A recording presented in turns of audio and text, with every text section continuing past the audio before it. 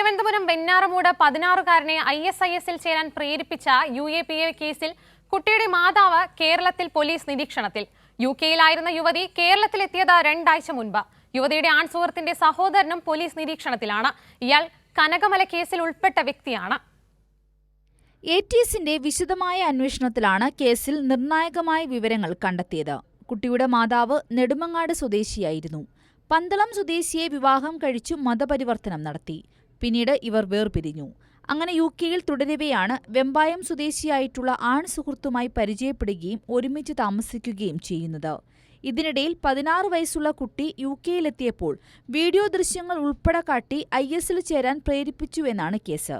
കുട്ടിയുടെ മാതാവ് നിലവിൽ തിരുവനന്തപുരത്ത് പോലീസ് നിരീക്ഷണത്തിലാണ്. അതേസമയം യുവതിയുടെ ആൺസുഹൃത്തിന്റെ സഹോദരനും പോലീസ് നിരീക്ഷണത്തിലാണ്. കനകമല കേസിൽ ചോദ്യം ചെയ്യലിന് വിധേയനായ ആളാണ് ഇയാൾ.